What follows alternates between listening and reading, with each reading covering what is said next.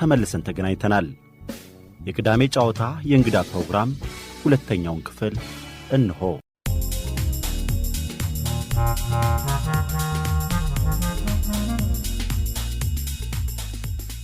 አሻም የተከበራችሁ አድማጮቻችን፣ ይህ የቅዳሜ ጨዋታ የእንግዳ ዝግጅት ነው። የዛሬው ልዩ ዝግጅታችን የሜዴ ትምህርት ቤት 50ኛ ዓመት ክብረ በዓልን ምክንያት በማድረግ ከቀድሞ መምህራን ጋር ያደረግነው ጨዋታ ነው። እንደ ሁልጊዜውም አብራችሁን የእረፍት ጊዜያችሁን ስለምታሳልፉ እጅግ ደስ ይለናል። ሸገር 102.1 የእናንተ ሬዲዮ።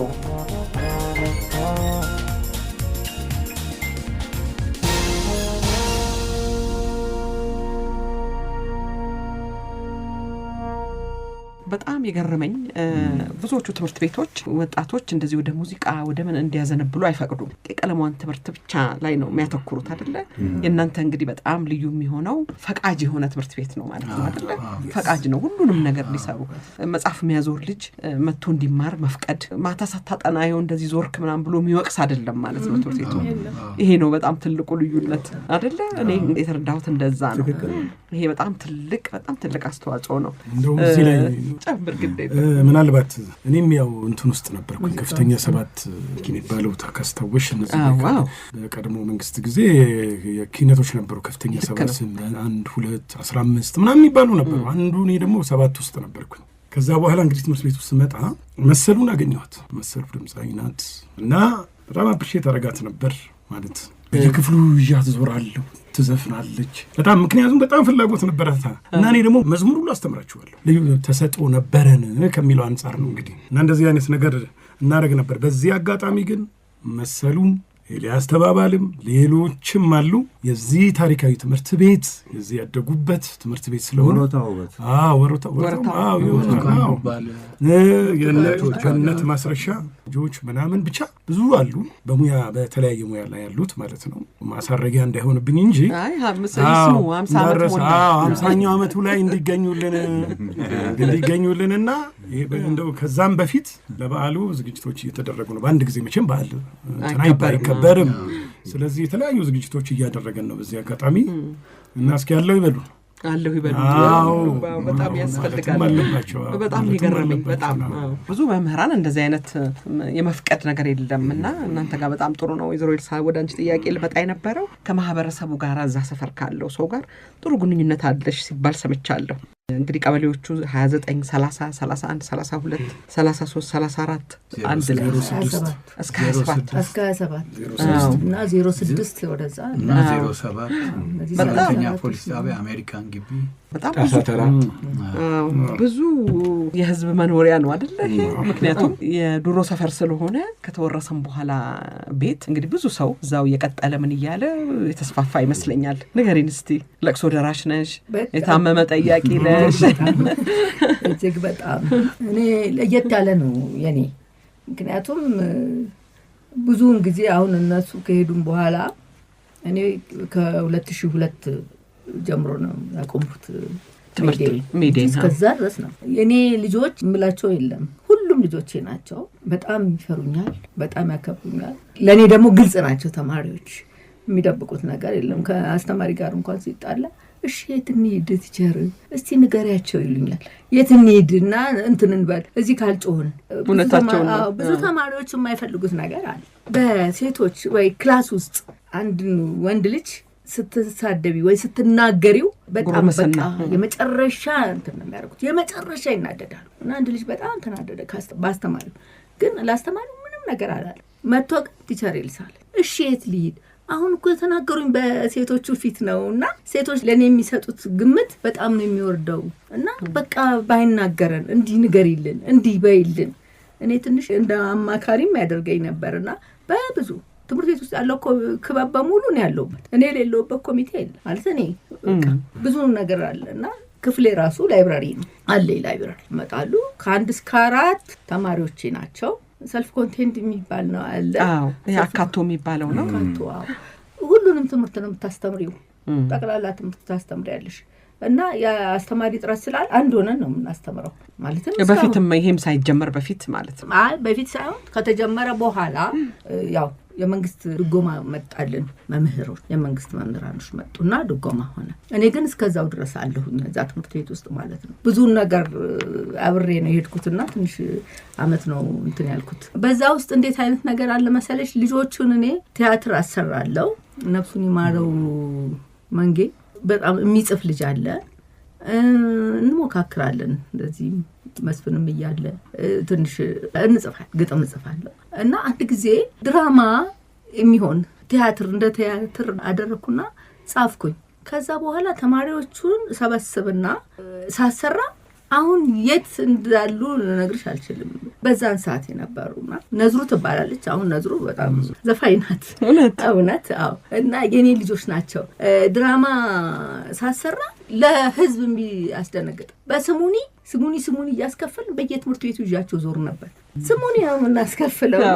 በእውነት የሚገርመኝ ነው። እኔ ታሪክ ለእኔ ትልቁን እንትን የያዘ ነው።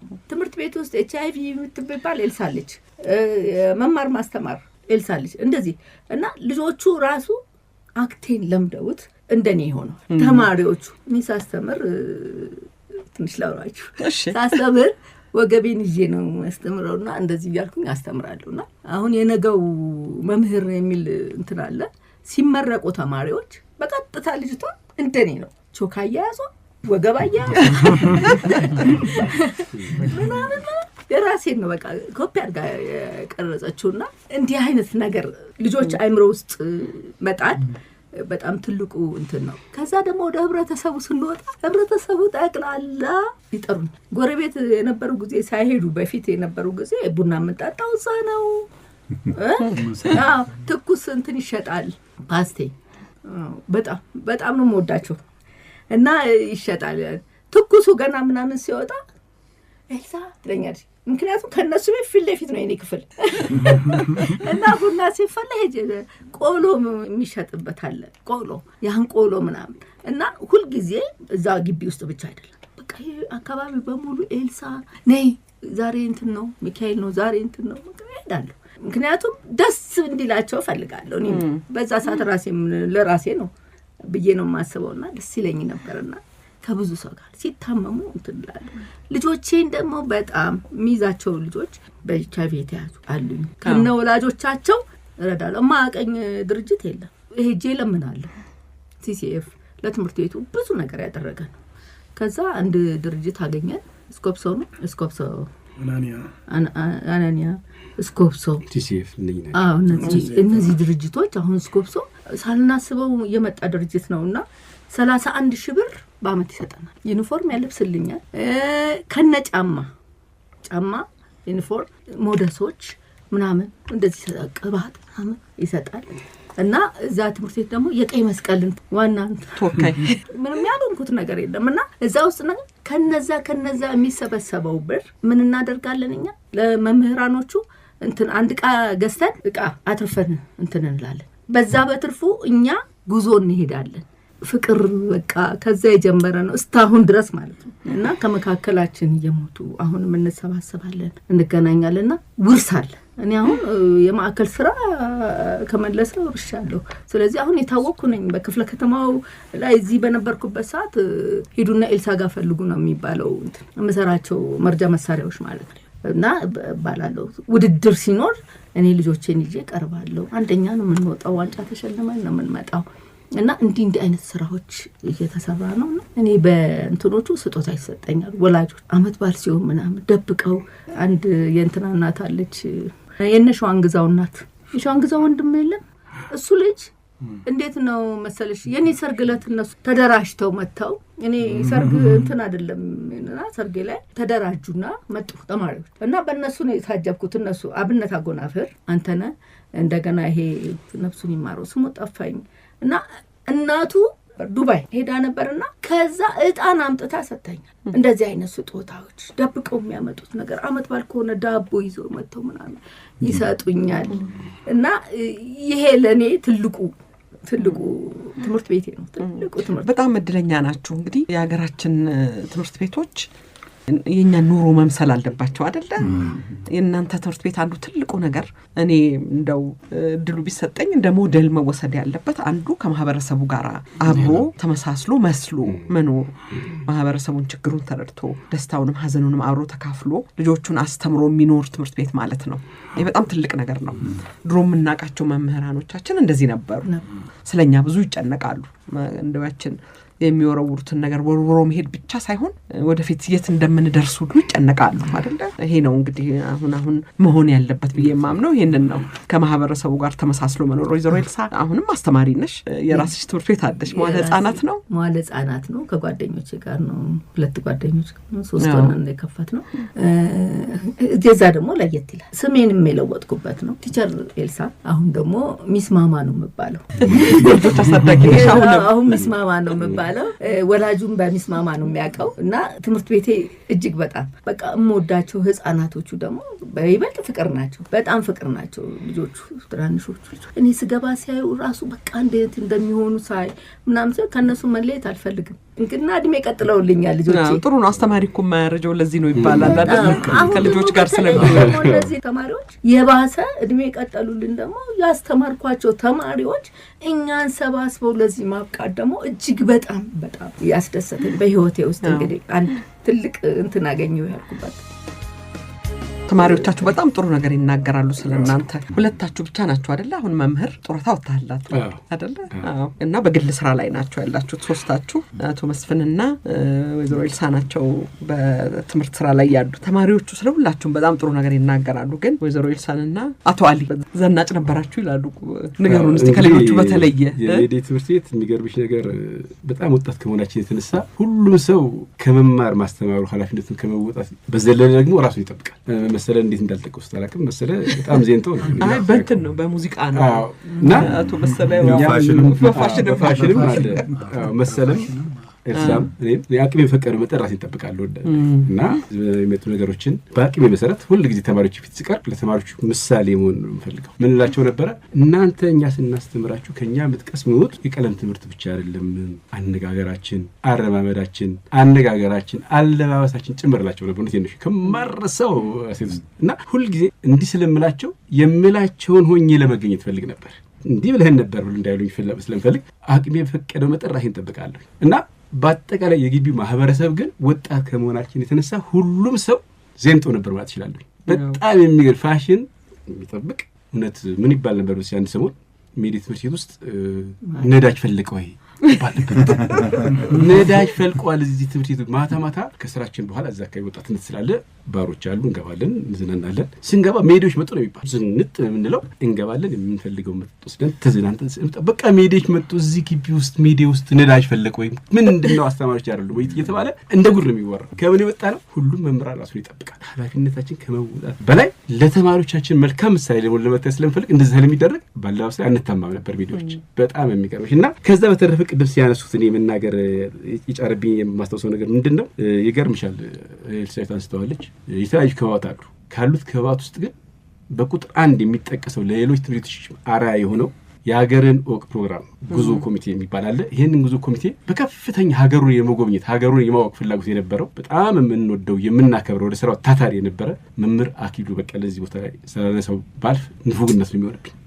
የትምህርት ቤቱ ሞተር ነበር ነው ማለት። በተለይ ለጉዞ ኮሚቴ ደግሞ የሚከፍለው መስዋዕትነት የ5-6 ሰዎችን ነው የሚሰራው። ሀገሩን በጣም ስለሚወድ ያኔ ጉዞ ለመሄድ በየወሩ 10 ብር ማስቀም ለስንት ወር ከመስከረም እስከ ሰኔ። ይሄን ከሰበሰብን በኋላ እንደገና አክሊሉ ምን ያደርጋል? የተለያዩ ጨዋታዎች፣ ዲም እቃዎች፣ መጽሐፍ፣ ደብተር፣ እርሳስ፣ ኮምፓስ፣ የተለያዩ እቃዎች ብርጭቆ አድርገን ሎተሪ እናወጣለን። ከዛ የሚገኘው ገንዘብ ትርፉን ለማን ነው የሚሆነው? ለጉዞ ኮሚቴ። የአካባቢው ማህበረሰብ ደግሞ እንደነ ዲፕሎማት አቶ ካሳያን በዚህ በኩል ማስገን ፈልጋለሁ።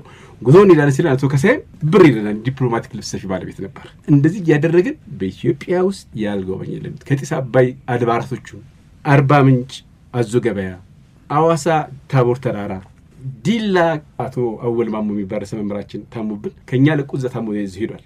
ጉዞአችንን አቋርጠን አቶ አወልንማ መጠየቅ አለብን ለስቤታችን ባለውታ ነው ብለን የጉዞ አቅጣጫችን አዋሳ ቢሆንም ዲላ መግባት አለብን ብለን ወደ ዲላ ሄድን። ከአዋሳ አቋርጠን ለምን አወል ማሙ የሚባል መልካም ርዕሰ መምህራችን ነበርና ታሞ ተኝቷል ሲባል ሰምተን ሜዲዎች መጡ ሲባል ከተኛበት ታመው ሰው ይትዳና አንቺ ተነሳና አብሬያችሁ ሄድ አለብኝ ብሎ ለብሶ ዲላ ማርያምን መጎብኘት አለባቸው። ዲላ ገብርኤል ዲላ ማርያም ጉብኝት አለችው ብሎ እዛ አዲስ አበባ እንደዚህ የሚገርምሽ ነገር ከኛ ጋር ከተኛበት ተነስቶ እና በተለይ የጉዞ ኮሚቴ ላይ ሳላነሳው አላልፍም። በጣም ሀገራችንን አሳወቀን። እኔ አዲስ አበባ ልጅ ነኝ። ኳስ ሜዳ ተወልጄ ያደኩት። ከዛ በፊት እኔ ከአዲስ አበባ ውጭ ምንም አላውቅም ነበር። መምህር ከመሆኔ በፊት ከአዲስ አበባ ውጭ የትም አላውቅም ነበር። በሜዳ ትምህርት ቤት ውስጥ ታዲያ ግን ሀገሬን እንዳውቅ ስላደረገኝ በትምህርት ቤታችን ውስጥ የጉዞ ኮሚቴንና አክሊሉ በቀለን ላመሰግን እፈልጋለሁ። በጣም ትልቅ የትምህርት ቤቱን የጉዞ ኮሚቴን ያዳበረ ግለሰብ ስለሆነ ዛሬ ህይወቱ ቢያልፍም። ሌላው ምንድነው ቅድም ሲነገር ማንሳት የሚገባኝ ወላጆች እኛ ጓደኞች ነበሩ። በተለይ እነኚህ የኪነት ሰዎች አሁን ለምሳሌ የወይዘሮ ገነት ማስረሻ ባለቤት አቶ አዱኛ ባህሩ ቃኝ በተርፍ ጊዜያቸው መጥተው ከኛ ጋር ይጫወቱ ነበር። እንደ ጓደኞች እኛ ግቢ ናቸው ድንጋዮች መቀመጫ አሉ። እዛ ግቢ ቁጭ ብለው ፍሪ የሆነ መምህር ከነሱ ጋር ነበር የሚጫወቱ። አቶ ባህሩ ቃኝ ካሴት ሲያወጡ ለትሬቱ ይሰጣሉ።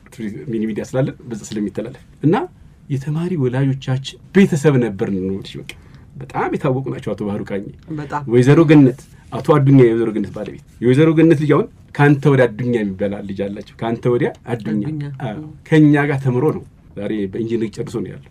3-4 ልጆቻችን የወይዘሮ ገነት ወይም ያቶ አዱኛ ልጆች እኛ ጋር ተማሪዎች ነበሩ እና የአካባቢው ማህበረሰብ ከኛ ጋር የነበረው ቁርኝት በጣም የጠበቀ ነበር። ይገርምሻል እንደ ወላጅ መጥቶ ጉዳይ አስጨርሷል የሚሄደው ትርፍ ጊዜ ላይ መጥቶ ከኛ ጋር ስለ ትምህርት ቤቱ፣ ስለ ልጆቻቸው፣ ስለ አካባቢው ነገር በጣም ነበር የምናወራው። ይገርምሻል በጣም ደስ በሚል ሁኔታ ስለ ትምህርት ቤቱ ይጨነቃሉ፣ እንዴት መሻሻል እንዳለበት ስለ ልጆቻቸው እንመካከላለን እና ለትምህርት ቤቱ ውጤታማነትም የዛ አካባቢ ማህበረሰብ የተጫወተው ሚና ቀላል አይደል። ቀደም እንደተባለው በ6ኛ ክፍል ሚኒስትሪ ከፍተኛ ውጤት ቀደም ዮሐንስ ገልጾታል። የኛ ትምህርት ቤት ነበር ምሳሌ ሆኖ የሚጠቀሰው።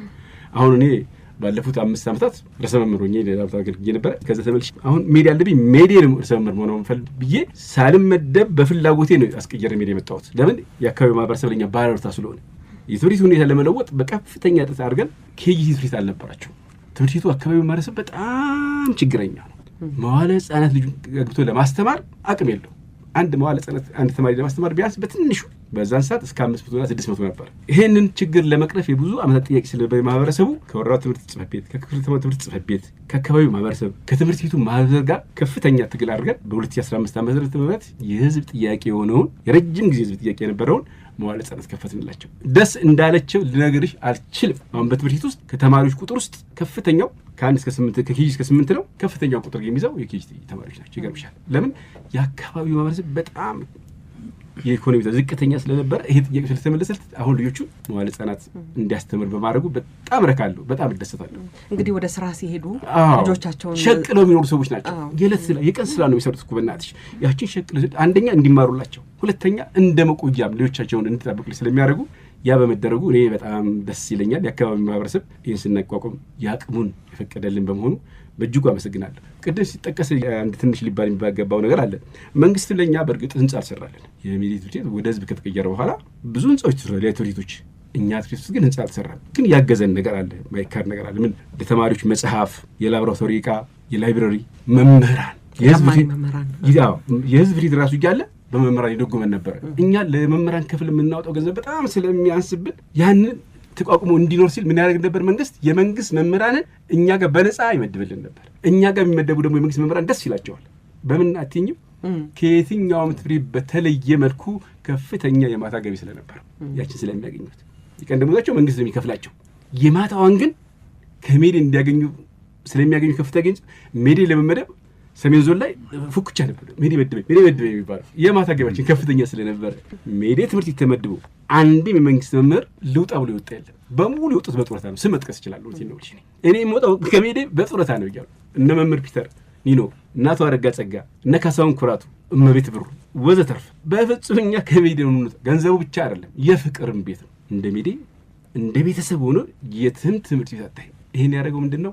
በቃ ብዙ ጊዜ ከመደበኛ ስራችኖች መዝናናትም እንወዳለን። ወጣት ስለነበር ምክንያት እየፈለግን ነበር። እንደግሰው ያንቺው ምክንያት ፍልግ ወጣት ነስላል ጉዞ ሲሄድ 4-5 ቀን ስለምንቆይ እንደ ቤተሰብ እየተቆጠረ ብዙዎቹ የመንግስት መምህራኖች ከኛ ጋር ነበር ጦር ያወጡት። ትምህርት ቤቱ የፍቅርም ትምህርት ቤት ነበር። እርስ በርሳችን ቤተሰባዊ ግንኙነት ነበር።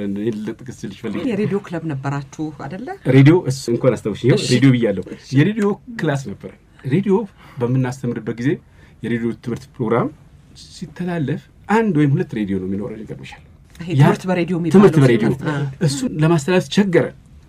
ቅድም ሰው የተጠቀሰው በጣም ጎበዝ ክሬቲቭ የሆነ ታደለ እያለ የሚባል ጎበዝ ልጅ አለ። ነገሮችን የመፍጠር ችሎታ አለው። ከአንድ ማዕከል ለሁሉም ክፍል በአንድ ሬዲዮ ስፒከር ተጠቅሞ እንዲተላለፍ ሰራልን። የሚገርምሽ ነገር ድሮ ችግራችን ያለበት ትልቅ ችግራችን በየክፍሉ ሬዲዮ ነበር ምን ይለው። አሁን ግን ታደለ እያለ ምንድን ያደርገው ከአንድ ማዕከል የሬዲዮ ማዕከል የሚባል መሰረትና ከዛም ሬዲዮ ማዕከል እያንዳንዱ ክፍል ውስጥ ትምህርት እንዲሰጥ በኔትወርክ አያያዘው ይገርምሻል። በጣም ጎበዝ ልጅ ነበር እና በሬዲዮ ትምህርት ሁልጊዜ ሄዱ ሜዲ እንዴት አድርገው እንደሚያስተምሩ የምን የሬዲዮ ችግር አለበት ትላላችሁ። በአንድ ማዕከል በአንድ ሬዲዮ መላክ ያዳርሳሉ ተብሎ በከፍተኛ ደረጃ የሰሜን ዞን ትምህርት ጽሕፈት ቤትም ለኛ ምስጋና አቅርበው ብዙ ሰዎች እየመጡ ልምድ ይወስዱ ነበር። በዚህ አጋጣሚ ታደለ እያሳን ለመሰግን እፈልጋለሁ። ይሄኛው ሬዲዮ ላይ ትንሽ ገጠመኛል። እሺ የጨዋታ ፕሮግራም አይደል ነው ያው ዋዛንም እንዲሆን ነው ተሻራ አሊ እንዳለው አንድ ሬዲዮ ምናምን ሁለት። ስለዚህ አንድ ክፍል ይገቡና ተማሪዎች ይማራሉ። ይሄ በስፒከር ከመሰራቱ በፊት እና ይገባሉ። ያቺ አንዷ ክፍል ተከፍላ እዚህ ጋር ስታፍ ነው የመምህራን ማረፊያ ነው። በጆንያ እንደዚህ ደግሞ ተከፍሎ እዛኛው ጋር ደግሞ ሬዲዮ የሚማሩበት ነው። አንደኛ ክፍል ይሁን መሰለኝ ሁለተኛ ብቻ እዛ ጋር ቲቸር መሐመድ ነፍሱን ይማርና እሳቸው ቲቸር መሐመድ ውጪ ናቸው እና ሬዲዮኑ ምን ይላል ያው እንደምን ዋሉ መምህር ምናምን ይላል አይደለም። በዚህ ተማሪዎቹ ልክ እንደተነገራቸው እኛ እንግዲህ እዚህ ነን ያለነው ያው በጆንያ ስለሆነ እንሰማለን የልጆቹን ድምጽ እና ምን ይላሉ ልጆቹ እንደምን ዋሉ መምህር። እሳቸው ውጪ ናቸው። ደህና ናቸው ውጪ ናቸው። ያው እኛ እዚህ ጋር ሆነን የሳቅነው ሳቅ በእውነት እኮ ነው ያልተን አንድ ላይ ይላሉ። አንድ ሁለት ሶስት ይሄንን በሉ እንደተባሉ ደህና ናቸው። እነሱ እኮ ከፍቅራቸው ነው እንግዲህ ልጆችም ስለሆኑ እና ይሄን ሰካሪ ነው ጥሩ ነው እኮ አለቀም ነው በጣም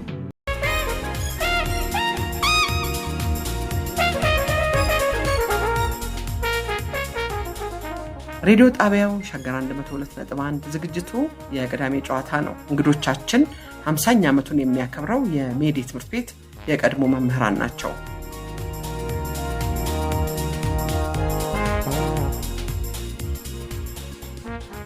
ሌላ ክለብ ነበራችሁ? የእርሻ ነበረ ነው ኑሮ በዘዴ የሚባል ነበረ? እርሻ ነበረ። ደምሰው ሙልጌታ ይባላል። በጣም የሚገርምሽ ከአመት እስከ አመት ቲማቲም እና በቆሎ እንበላ ነው። ከአመት እስከ አመት። ምክንያቱም እሱ የእርሻ አስተማሪ ነው። ያኔ ያዝ ነበረ ያው በትምህርቱ እንትን አለ እና ጓሮ አለ። ያ ጓሮ በሙሉ በበቆሎ ነው። የሆነ በሽታ ገባና ብዙ ሰው አንበላም ማለት ቲማቲም እና ሰላጣው አተትም ይባላል። እንደዚህ አይነት ነው ገባና አጣዳፊ እኛ ግን ምንድነው የምናደርገው? እኔ ከትፋለሁ ቲማቲሙ ምናምን ይከተፋል በመዘፍዘፊያ እንደዚህ እናደርጋለን። ከዛ በኋላ ልክ 10 ሰዓት ተማሪ ሄደ የለ ማታ እስከምንገባ ድረስ በቃ መብላት ነው። በቆሎ እየጠበስን መብላት ነው። እውነት ነው። እና ለመሸጥ እንኳን ቢባል የሚሸጥበት እንትን አልነበረ። ምክንያቱም ሁሉንም እኛ እንጋራው ነበረ። እሱ ደግሞ ተሰጦ ነበረው። ሌላው ደግሞ ትልቁ ሊረሳ የማይቻል የነመሰለና ደጀኔርዳ አንድ ጊዜ ምን ሰሩ መሰልሽ? ሳሙና እዛው መስራት ተጀመረ። እሱ ታደለ ጃለታ ሆነው ሳሙና ያመርቱ ነበር። ስሙ ምንድን ነበረ? ሳሙናው የሚሸት ሳሙና ናት። ይሄ ሽታው ጥሩ ሽታ ሞራ ሳሙና የሚባለው ከሞራ ነው የሚሰራው። እሱን ሰርተዋል። እንደገና ደግሞ ዱፕሊኬት ማሽን ሰርተዋል። ሽመና ቤት ውስጥ እዛ ተቀምጦ ያ ሰፊው ምንድን ነበር እንላትኛ አንደኛ ክፍል ማርበታ እዛች ውስጥ ሽመና ይሰራ ነው። እንደገና ቁምሳጥን ምናምን በክሬዲት እኛ ወስደናል። ታደለ ጃለታ የሚሰራው በየቤቱ እሱ የሚሰራው ቢሸጥልን እኮ በጣም በትንሽ ዋጋ ነው፣ ግን በጣም ተለፍቶበት የሚሰራ ስራ ሀሪፍ ስራ ለሀገር የሚውል ስራ ይሰራ ነበርና አስተማሪዎቻችን በዚህ በጣም ሁሉም የየራሱ እንትን ያለው አንድ መሰለ ናደጁ የሰሩት ነገር አንድ ስዕል ነበር በቆርቆሮ የሰራችኋት ይላችሁ እንደሆነ ያረሳ እና ክብናት ሁለት ፊት ነው የሚያሳየው። ወደ ላይ ስትደረግ ያኮረፈ ሰው ነው ወይም የተጨማደደ ሰው ይታያል። ወደዛ ሲሰደር ደግሞ የሳቀ ሰው ነው የሚታየው። እሱን ሰርተዋል። አቶ ዮሐንስ ራሱ ይናገር ነው የምትለው? እንዴ አለኩሱ ዛሬ አልጣወትም ማለት ድል ለመስጠት ብዬ ነው። ታሪኩ በጣም ሰፊ ስለሆነ እንዴት አድርገን መሀል ላይ የምንዘላቸው ብዙ ነገሮች አሉ። ሰዎች ስም ስንጠራ ትምህርት ቤቱ ያፈራቸው ሰዎች ስንጠራ የረሳናቸው አሁን ኢንጂነር ታያቸው የሚባል ደራሲ አለ። እኛ ተማሪ ነው ቷል ለሙዚቀኞች ሙሉ ግጥም የሚሰጥ ሰለሞን ደነቀ። አሁን ሰለሞን ደነቀ እኔ ቤት ውስጥ ነው የሚኖረው። ከወለጋ መጥቶ እዛ አገኘሁትና ታሪኩን ሲነግረኝ ሙዚቃ ካሴት ለማመጥቶ ማሰሩ ተበላሸበት። ስለዚህ ሙዚቃ ቤቱን ቢሲል የራሴን ቤት ስቱዲዮ አድርጌ 25 ከፍተኞች አሉ። የ25 ከፍተኞች እኔ ከፍተኛ 6 ምመራው እኔ ነኝ። ከዛ ከኢትዮጵያም ውጪ ሩን ይዤ እሄዳለሁ። ከዛ ውስጥ ሙዚቃ መሳሪያ ራሴን ተያየ ሁሉንም አረጌ ስቱዲዮን ብርድ ልብስ ኤኮ እንዳይሰራ አረጌ እዛ እንዲቀረጽ የሰለሞን ደነቀ ሙዚቃ ሁሉ ቤቴ ውስጥ ነው የተቀረጸው። እሱ እዛው ነው የሚውለው፣ እኔ ጋር የሚውለው። አብተ ሚካኤል ለምሳሌ ሀገር ፍቅሩ እሱ እኔ ጋር ተማሪ ነው እና ከእሱ ጋር አሁን በመኪና አደጋ ቅርብ ጊዜ ነው ያረፈው እና ወሮታ ውበት አሁን ቅድም መሀል ላይ እንዘላቸዋለን ያልኳቸው በዚህ አጋጣሚ ይህንን ሲተላለፍ እና ታሪካቸው መነሳቸው መርጥላቸዋለሁ። ሌላው ደግሞ በጣም የሚገርም ነገር ቅድም ሲናገር የነበረው ትንሽ እኔ ፈጠራ ስራዎች ላይ አበራታለሁ። ብዙ ነገሮችን ትምህርት ቤቱን ካስወደዱት ነገሮች መጽሐፍቶች ባልነበሩ ጊዜ እኔ ዲፕሊኬት አድርጌ በሳይንስ ትምህርት ላይ ቢያንስ ከ200 ገጽ ያላነሱ ሺቶችን አንድ ላይ ተደርጎ እሸጥ ነው። በዛ በጣም ብዙ ከየት ነው መጥተው የሚገዙት? ጠቅላላ አዲስ አበባ ውስጥ ያሉት ትምህርት ቤቶች መጥተው እኔ ጋር ነው የሚገዙት። ምክንያቱም በዛን ጊዜ መጽሐፍ የለም።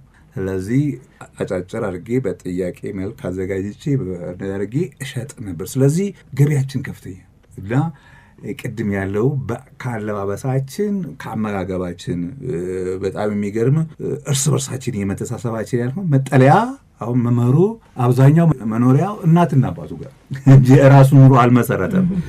ጥቂቶች ከክፍለ ሀገር የመጡ እነ መምህራኖች የነበሩና ቤት የሌላቸው 1-2-3 ጓደኞቻችን አሉ። በሙሉ ተፈራረምንና ቀበሌ ሄድን። ለእነዚህ መምህራኖች ቤት መሰጠት አለበት እና በራ ገብሬ አሁን ቤት እንዲሰጥ ያደረገው ጠቅላላ አስተማሪው ነው። ሄዱ ልክ እንደ ራሱ ጉዳይ አድርጎ እና እኛ የምንመገብበት ሆቴል ትልቁ እንደ አሁን አስተማሪ ሲባል ዝቅተኛ ኑሮ እንደሚኖር አልኖርንም። ትንሽ ነው የሚከፈለን፣ ግን እኛ የገቢ ምንጭ እንፈጥራለን። የከተማ ልጆች ነን፣ የመርካቶ ልጆች ነን። ብዙ አይነት ፈጠራዎችን እናደርጋለን። ስለዚህ ጠዋት ሮድ ዱለት ሳይበላ ዱለት እኮ 1 ብር ከ50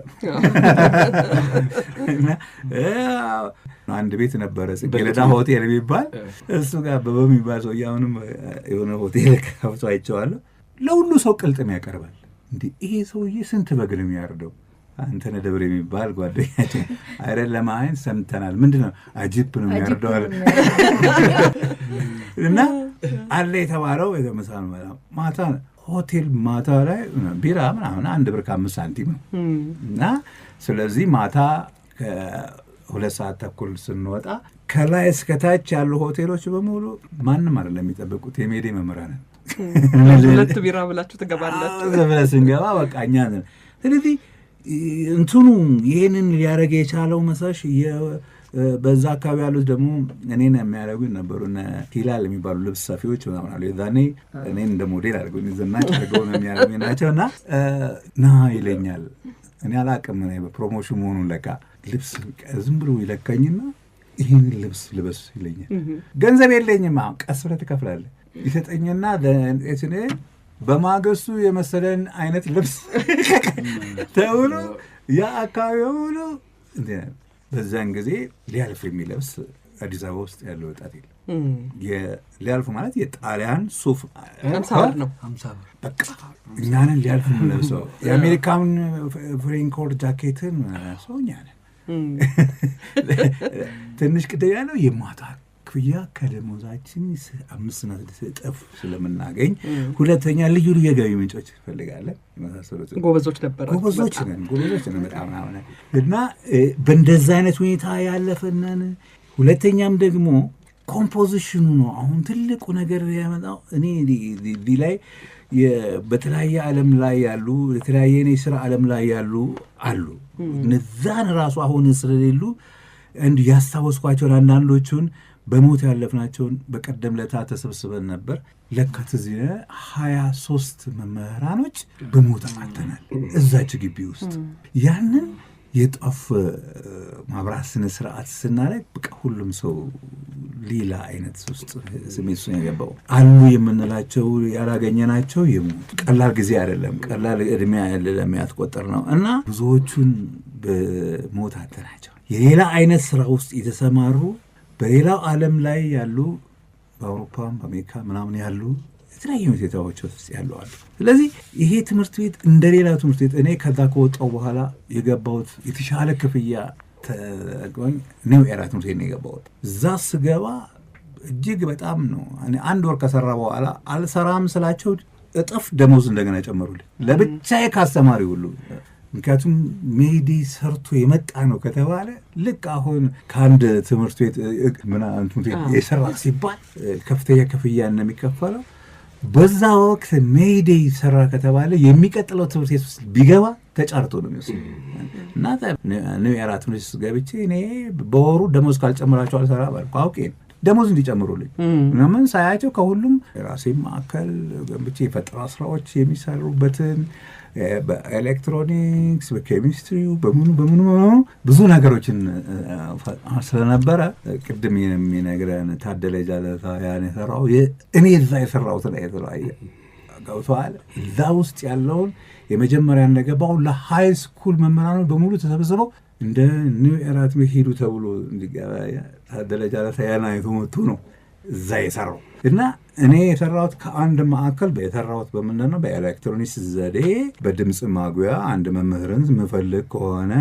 ዳይሬክተሩ እዛው ፕሬስ ያደረግና ያለበትን ክፍል አይቶ ኦኬ አንዴ ባኮት ይቅርታ ፈልጎታል ወደ ቢሮ ያንን ሰራ እኔ ነኝ የሰራሁት እና ሌሎች ኮንትራት እንድሰራቸው በዛን ጊዜ እንደዚህ አልተራቀቀም ዋየርለስ ስቴጅ ላይ አልደረስንም ስለዚህ በገመድ ነው የምንሰራው ገመድ አልባ የለም እና እንደዛ አይነት ነገሮች ምናምን ነገር ያዳበረልኝ እዚህ ችግሩ ያንን ችግር ሶልቭ ለማድረግ የምንፈጥራቸው ነገሮች የወላጆች ቀን በዓል ስናዘጋጅ ዝም ብሎ አይደለም እንደሌላ ትምህርት ቤት በጣም የሚገርም ነገር አዲስ አበባ ውስጥ አለ የተባለ ባንድ ጠርተ ነው ይሄ ሲኒማ ውድ ነው የዛሬ እንዳሁኑ ምናምን አይደለም እና የህንድ ፊልሞች እንዳለ ተቀርጾ ከነ ፕሮጀክተራቸው ግቢ ውስጥ እናመጣለን ሳምንቱ ሙሉ ነው የወላጆች ቀን በዓል የሚገባው እና ያንን ፊልም የሚያከራየውን እናመጣለን ናይት ክለብ ውስጥ የሚሰሩትን ታዋቂ ለፋሚሊ ራሳችን እኔም ሙዚቃ ጫወት ስለነበረ ጊታሬን ይዤ ከባንድ ጋር አሁን ይባላል ስወርድ ከመድረክ ላይ ጠፈርተኛ መስዬ በብር ታጭቄ እና ያንን በወጣትነት ጊዜ እንዲህ አይነት ቁም ነገር መስራቴ አሁን ላይ ነው የሚታየው የዛኔ ኖርማል ነው ደግሞ ከሁሉ የሚገርመው ፍቅር ነው እኔ የሚገርመኝ ነገር እኔ እኮ በጣም አልኩ እኮ ጓደኛዬ ቤት የለውም ብለን ተሰብስቦ ቀበሌ ለጓደኛችን ቤት ስጡልን የሚል ሶሳይቲ አለ አሁን እስቲ አስቢው እንደዛ ምን ነበር በጣም የሚገርም ነገር ሕክምና የለንም እኛ አንድ ስም ያወጣንለት ሰው ያለ ዶክተር በግዱ የሚባል በግዱ ያለው እኛ ምክንያቱም ሁላችንም ይጠናናል ታመናል ምናምን ስንለው ከሌታሟል ስንለው ሁሉንም ሰው ፔኒሲሊን ነው የሚወጋው አንቲባዮቲክ ትንሽ ቦርሳ አለችው እቺን እሷን አንጠልጥሎ ነው የሚዞረው ድሮ ሚሊተሪ ነበር መሰለኝ የወታደር ሐኪም ነው ዶክተር በግዱ በቃ በግዱን እኛ ነው ማንም የፈለገውን ይታመም ይመጣል እምቢ አይልም አልችልም አይልም ሁሉንም ብቻ እሺን ወተት የምትመስል ፔኒሲሊን ግጥም አድርጎ ይወጋል ይሄዳል እዛው ክፍል ውስጥ ነው የሚወጋል የመማሪያ ክፍል ውስጥ ስለዚህ ከቤተሰቦቻችን ጋር የምናሳልፈበት ሰዓት በሳምንት ውስጥ አንድ ቀን ነው ሁለት ቀን አይሆን ሁላችንም አንድ ቀን ሁለተኛ ለንድ አጠራራችን ደስ ይለኛል አንድ ሰው በስሙ አይጠራ የሚገርም ላይ ከና አባቱ ከና አያቱ ያንዱ አንዱ ሲጠራው ማን ነው ይሄ ለምንድነው ኤልሳቤጥ ብቻ ነው ኤልሳቤጥ ሙላት ነው እንጂ ምንለው በነጠላው አይጠራም ተማሪዎች ደግሞ ቅጽል ስም ያወጡላቸዋል አንዳንዱን ሰምቻለሁ ቲቸር ታመነ ወንደርፉል ስለሚሉ ነው ቲቸር መንግስቱ ፕሮቶኮሉ ነው ልክ ነው ቲቸር ቢያዝን ዱለኛ ነበሩና ይማቱ ነበር ምስር ሲሳደቡ ቲቸር መስፍን 8 ቁጥርን በስዕል መልክ ነበር የሚጽፉት የሚል ነገር ነው ይሄ ቢያዝን አንድ ነገር ግን እሺ ቲቸር ቢያዝን ነፍሱን ይማረውና አሁን በህይወት የለም። ሲሳደብ ክክ ይላል ተማሪዎችን አጥቶር በላት ክክ ይላል በቃ ሲሳደብ ማለት ነው።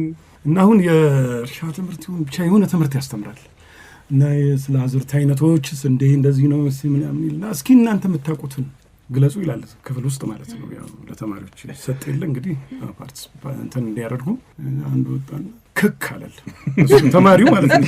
ክክ ሲል ጊዜ በጣም ተበሳጭቶ ተበሳጭቶ በቃ ናውጣ ብሎ እንትን ያለ ምክንያቱም እሱ ክክ ነው የሚለው እንግዲህ ተማሪው የሚያውቀው ክክ ነው። ታዲያ ቲቸር አረጋ የተረጋጉ መምህር ነበሩ ይላሉ እና ብዙዎቻችሁን ስለ ህይወት የሚያስተምሩን ነበር፣ ቁጭት በልባችን ያሳድሩ ነበር ይላሉ። ቲቸር አረጋንም ምናልባት እንግዲህ ከዚህ ወጣችሁ እናንተ ትልቅ ሰው መሆን አለባችሁ ያላችሁ ታበረታታላችሁ ማለት ነው አይደል? ሌላ የሳትኩት ቅጽል ስም አለ የለም? እኔ በመምህራኑ ገና እንደገባን አካባቢ የኔ ስም ጩኒ ነበር። ጩኒ ብለው የሚጠሩኝ አንተነህ ደብሬ አበበ ተሰማ። ምክንያቱም ያኔ በቃ የመጀመሪያ እንደገባን እና ብዙ መምህራኖች በዛ ነው ስም የሚጠሩኝ ነበር። ጩኒ ነበር የሚል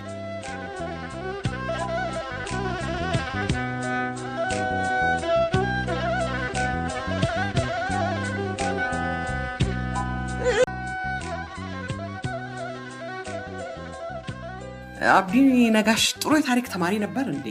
አሁን የሚሰራውን ስራ አይቼ ምናልባት እናንተ ለዚህ ለታሪክ ጥሩ ግንዛቤ እንዲኖረው ያነሳሳችሁት ስለመሰለኝ ነው ወይስ አልደረሳችሁበትም? ጎበዝ ነበር ማለት እኔ ያላስተማርኩትም ማለት ታሪክ ላይ ምናምን እንትን ይል ነበር። ግን በአሁኑ ሰዓት ላይ እዚህ ላይ ሆኖ በማግኘታችን አብዲን እጅግ በጣም ያስተማሩት ይኖራሉ።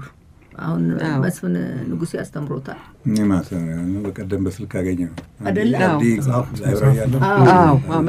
አሁን እንግዲህ የቅርስ ጠባቂም ነው አይደል? ታሪክም የምንም ጠባቂ ነውና በጣም ማን ነው እንደዚህ እንደው ለታሪክ ትልቅ ትኩረት እንዲሰጥ ያደረገው ብዬ ከናንተ መሃል ካለ ለማለት ነበር። ግን ያው አስተዋጽኦ አለ። እንግዲህ ሌላው ትምህርት ቤታችሁ መሃል ከተማ ውስጥ ነውና ቀድመም እንዳላችሁት ራሱ ግቢው ብዙ አይነት የንግድ ስርዓት የሚካሄድበት ነውና ተማሪዎቹን እንዴት ነበር የምትይዟቸው? ትኩረታቸው ወደ ትምህርት እንዲሆን ወደ ሌላ መንገድ እንዳይሳቡ ንግድ ቤቶች ነበሩ ትምህርት ቤቱ ጎንና ሹልክ እያለ ወደ ሻይ ቤት የሚሄድ ተማሪ እንዴት ነበር የምትይዙት? ተማሪዎቻችሁን በምን ትይዛላችሁ? ደግሞ እናንተ ትፈቅዳላችሁ ስራም እንዲሰሩ ትፈቅዱላችኋላችሁ ልጆቹ? ምናልባት እሱ ይሆናል ፈቃዱ። አሁን እሱ ላይ ለምሳሌ በጣም ትልቅ ነገር ላይ የደረሱ ተማሪዎች አሉ። እየተፈቀደላቸው የሚሰሩ ስራ ይሰራሉ፣ ይፈቀድላቸዋል፣ ስራ ይሰራሉ። ግማሽ ቀን እንዲማሩ ይፈቀድላቸዋል። ወይም ደግሞ ትምህርት ቤት እስከሚገቡ ሰዓት ድረስ ቢረፍድም መግባት የሚችሉ ልጆች አሉ። ምክንያቱም ጠዋት ተነስተው የሆነ ነገር አዙረው ሸጠው የሚገቡ ልጆች አሉ። እነዛ ልጆች እንደሱ እንረዳለን። ሌሎች ልጆች ደግሞ ስራ የሚፈጠርላቸው ልጆች አሉ። ሊሰሩ እየፈለጉ ምንም ነገር ከሌላቸው የምንረዳቸው ልጆች አሉ። ማለትም እንዲሸጡ አንዳንድ ነገር ሸጠው ራሳቸውን እንዲሉ በዛ ላይ እንዳይለምዱብን ብለን የምናደርገውና ሌላ ውጪው ላይ ትንሽ ሌሎች ልጆች አሉ ውስጥ ያሉትን ልጆች ለማበላሸት ወይንም አንዳንድ ነገር ለማለት ሁሉም ሰው ንጹህ አይደለምና ተማሪዎቻችንን በጣም ነው በኔ በኩል በተለይ እኔ ይፈሩኛል። ያው እንግዲህ ያቁኛል ትንሽ ጋር የሚገርምሽ ነገር ግርታ ግድ የለም ጫማ እየጠረገ 3 ማስተርስ አሁን ያለው የህግ ባለሙያ 3 ማስተርስ አለ። እንደገና ደግሞ አንዱ የነመንግስቱ ኃይለማርያምን ጉዳይ የያዘ እንትና ማን ነው? ሰለሞን አሁን እንግዲህ ከሜዴ ወጣ ሲባል አይታመንም። ምክንያቱም ሜዴ ጎስቋላ ስለነበረ፣ ግን ውስጡ ፖቴንሻል ነበር። ትምህርት ቤት በጎሳቆል እኮ ምናልባት አውተር ፓርቱን ነው ልጭልጭ ላይሆን ይችላል። ውስጡ ደግሞ በመምህራኑ በሰራተኛው በጣም ጠንካራ የሆነ በጣም የሚደነቅ የሚመሰገን ትምህርት ቤት ነበር እና አሁን ድሮ ከሜዴ ይሄ ተምሮ የነመንግስቱ ኃይለማርያምን ጉዳይ የያዘ ይባል የሚገርም ነው። ይሄ ጫማ እየጠረገ በትርፍ ሰዓቱ እየገባ እየተማረ እኛ ጋር 3 ማስተርስ ይዟል። የህግ ባለሙያ ነው፣ ዳኛም ነበር እና ሌሎች እኔ አንድ የማስታውሰው ይቅርታ አድርጉልኝና ትልቋ ልጄ ብሮንካይስ ታሟት እዛ ጥቁር አንበሳ አንድ ናይጄሪያዊ የህፃናት ዶክተር ነበር።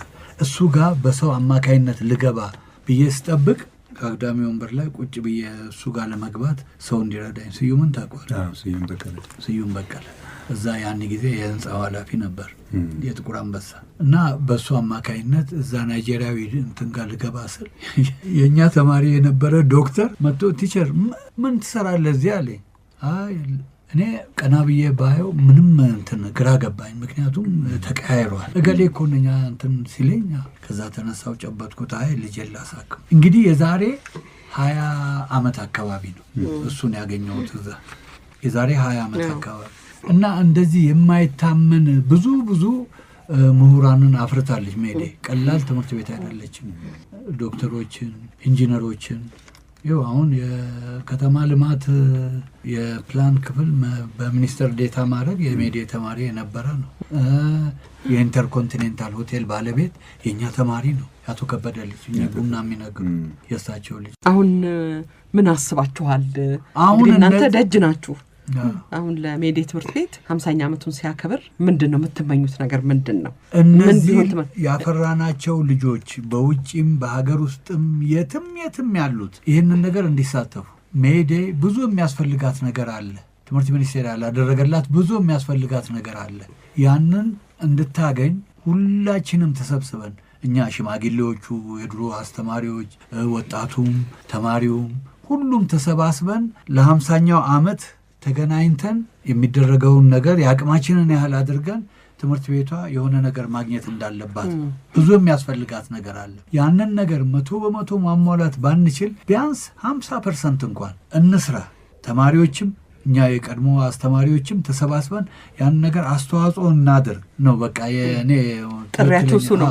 አንድ ነገር ልበልኒ። እሺ ቅድም አንቺ ምንድነው እንደዚህ አይነት የሥራ ባህል ኑሯቸው ራሳቸውን ዲሲፕሊን እንዳድርጉ ለዚህ የበቁት እስቲ አንድ ነገር ያስታውሰኝ። ምንድነው ተማሪዎቻችን በበጎ ስራ ውስጥ እንዲሳተፉ የሥራ የባህል ልምዳቸው እንዲዳብር ለማድረግ ችግረኛ ተማሪዎችን እየመረጥን በበጎ አድራጎት ክበብ ውስጥ እያሳተፍን አሁን ባለፉት 3 ዓመታት በቅርብ ጊዜ በጣም ለተቸገሩ ልጆች ምን አድርገናል? የሊስትሮ ዕቃ ሱቅ በደረቴ የሚያስፈልጉ እንደ ማስቲካ የተለያዩ ነገሮችን እየሸጡ ራሳቸውን እንዲያስተዳድሩ ለማድረግ ብዙ ተማሪዎችን እገዛ አድርገንላቸዋል። የሊስትሮ ዕቃ ሙሉ ዕቃ ገዝተን ሙሉ የሱቅ በደረቴ ዕቃ ገዝተን ሰጥተናቸው ለትምህርት ቤቱ የተለየ ፍቅር እንዲያድርባቸውና ትምህርት ቤቱ እንዲያስታውሱ የምናደርጋቸው እንደ እናትም እንደ አባትም ነው የምናስብላቸው። ቀለም ትምህርቱ ላይ ብቻ አይደለም። ይሄ መታወስ አለበት። ሌላ ከዶክተር ሰልዋ በድሩዲን የምትባል ተማሪያችን በዚህ አጋጣሚ ከሰማች እባክሽን ሰልዋ ብቅ በይ ማለት እፈልጋለሁ። ሞዴላችን ነች። ከ1ኛ እስከ 4ኛ ክፍል ሰልፍ ኮንቴንት ሲጀመር እኔ ነኝ ያስተማርኩት ይዤ መጥቼ ከ1ኛ እስከ 4ኛ እና በጣም ጂኒየስ ተማሪ ነች። እሷን የማስተውስበት ልዩ ነገር ያለኝ ምንድነው መስዋዕት ነች ልጅቷ። ይገርማችኋል አለ ታሪኳ። ከወንድሟ ጋር ስትሄድ መንገድ ላይ እንደው መልካምነቷን ለማውጣት ስለምፈልግ ነው። መንገድ ላይ ወንድሟ ያለው በመኪና የሚሄድበት በኩል ነው። መኪና ወንድሟን ሊገጭበት ሲል ዘላ ትገባና ወንድሟን አድና እሷ እግሯ ይቆርጣል። ዶክተር ነች። እዚሁ አዲስ አበባ ውስጥ የምትገኘው። እባክሽን ትቤታችን ብቅ በይ። ባለፈው ጊዜ በስልክ ተገናኝተናል። ጡረታ ወጥቻለሁ ብያታለሁኝ። አሁን ስልኩ ስትሰረቅ ጠፋ። እሷን ባገኛትና እዚህ በዓል ላይ ብትካፈይ እና ብቅ በይ ነው አትፈልጊ ነው። እሺ እንግዲህ ሰምተሻል ዶክተር ሰልዋ። እኔ ደግሞ ትንሽ ልበል። የኛ ተማሪዎቻችን የቀድሞ ችግረኛ ተማሪዎች ናቸው። ለምሳሌ አልጋ ይላሉ። እዛ አካባቢ አልጋ እየተባለ የአልጋ የሚያድርበት ነው እንግዲህ የሚያድርበት አልጋ ሲሉ ያመሻሉ። እንግዲህ እስከ ከራይ ድረስ እስከ 5 እስከ 6 እና ይመጡና ክፍል ውስጥ ያንቀላፋሉ። ያንን ሁሉ እኛ እንረዳቸው ነበር። ምክንያቱም ትልቁ የመምህር እንትን ተማሪዎቹን የመረዳት ነው እና እንረዳቸው ነበር ማለት ነው። አሁን ላይ እኮ እነዚህ ተማሪዎች በሙሉ እኛን ሲያገኙ የተለየ ፍቅር ምናምን የሚኖራቸው ለካ ብዙ ገዛ እናደርግላቸው ነበር ነው። በዚህ አጋጣሚ እንግዲህ 50ኛ ዓመታችንን ለማክበር ስንዘጋጅ አንደኛ የትምህርት ቤቱ አመራሮች፣ የወላጅ ኮሚቴው፣ አሁን ያሉት የትምህርት ቤት አመራሮች ለዚህ ለ50ኛ ዓመቱ እንዲከበር ትልቅ እነሱ ናቸው ያሰባሰቡ። ተማሪዎቻችን እንዳትቀሩ እንደገናም ደግሞ አሁንም ላሉት መምህራኖች ስፔሻሊ አሁን በመምህር ስራ ላይ ነው ያለሁት። አሁን ላሉት መምህራኖች ማስተላልፈው ነገር አለ። ፕሊዝ እባካችሁ ተማሪዎችን በአግባቡ ያዙ። በጣም ብዙ ችግሮች ያሉባቸው ተማሪዎች አሉ። እባካችሁ ተረዷቸው፣ አንብቧቸው፣ የሚገባውን ያቅማችሁን ያህል ጥረት አድርጉላቸው እና ስለዚህ በኋላ ላይ መሰጉናል። አላውቅም እንግዲህ በዛን ሰዓት ጥሩ ነገር ስላደረገን ነው እና ስለዚህ ቴሌግራም ቻናልም አለ። ኖ የሜዴ ትምህርት ቤት 50ኛውን ዓመት አብረን እናክብር የሚል ቴሌግራም ቻናል ስላለ በዛ ላይ እንግዲህ እንገናኛለን ነው እንግዲህ ይሄን ለማለት ነው። አመሰግናለሁ። ከመሰናበታችን በፊት ሌላ የምትጨምሩት ነገር ከሌለ እስቲ ዘፈን ምረጡ። ከጎኔ ልጀምር። ከአቶ መሰለ ተማር ልጄ የብሎ ያለማየሽ እሱ ይመረጥ። እሺ ወይዘሮ ኤልሳ። አቶ ዮሐንስ እኔም እሱ ነው ተማር ልጄ። እሺ የትምህርት ይሆን ድሮም እወደዋለሁ አለማየሁ እሸቴን እና እቺንም ደግሞ ዘፈኑን በጣም ወድ ነበር። እሺ አሊ የባህሩ ቃኘን አንዱን ቆንጆ አትይዘው ትዝታም ስላለን ነው። እሺ በጣም እሺ እኔ ሁለት ነገር ልምረጥ። እሺ ይቻላል። ለኛ የመሰሉ ስለዚህ መሰሉ ፋንታውንን ሌላው ኤልያስም ያው ጋር እንደነበረ ነው እንግዲህ ስለዚህ ኤልያስ ተባባለው የኛም ትምህርት ቤት ጋር ግንኙነት ካላቸው አብነት አጎናፍር ነበር እንዴ እናንተ ጋር? አብነት አጎናፍር በቀበሌያችን በቀበሌው ነው መሳለሚያ ጋር መሳለሚያ ይሄ ሁሉ የምታዩ መሳለሚያ ነው። እሱ ከሱ በስተቀሱ 32 ነው። እኛ ግን የመሳለሚያ ልጆች ናቸው። ማታ ስንሄድም ተሰባስበን የምንሄደው ወደ 8-9 እንሆናለን። ማታ ስንሄድ ማለት ነው። ሁላችንም የመሳለሚያ በተለይ አንድ ቀበሌ ሶስታችን አንድ ቀበሌ ውስጥ ነን ያለነው 27 ቀበሌ ውስጥ ነበር ማለት አብነት ከኛ 27 ቀበሌ ውስጥ ነው። ታዲያ ማንን ዘፈን ነው የምትመርጥ? እኔ አብነቱም ቢሆን ደስ ይለኛል። በጣም ሊሆን የሚችለው የነጻነት መለሰ ዘፈን ነው ደስ የሚለኝ። ሁላችንም ፍቅር ያዘንክስ በሷ የተነሳ ጠቅላላ ስታፉ በቃ ወደዳት።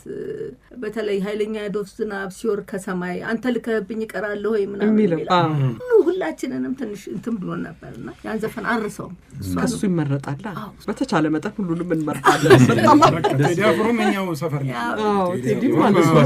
ኳስ ሜዳ ነው ጠቅላላ ዘፋኙ በሙሉ በጣም ነው የማመሰግነው። አድማጮቻችን ከኛ ጋር እንግዲህ በርዕሰ መምህርነት በምን አልሄድኩኝም። መምህር መሰለ ተፈራ፣ መምህር ዮሐንስ በቀለ፣ መምህር ኤልሳቤጥ ሙላቱ፣ መምህር አሊ ረዲ፣ መምህር መስፍን ማሙ ከኛ ጋር ነበሩ። በቅዳሜ ጨዋታ የሜዴ ትምህርት ቤት 50ኛ ዓመትን ምክንያት በማድረግ ትዝታቸውን አጫውተውናል። እኔ በጣም አመሰግናለሁ። በጣም አመሰግናለሁ።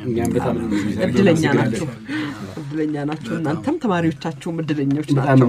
በጣም ነው እናመሰግንሽ። በጣም እናመሰግናለን።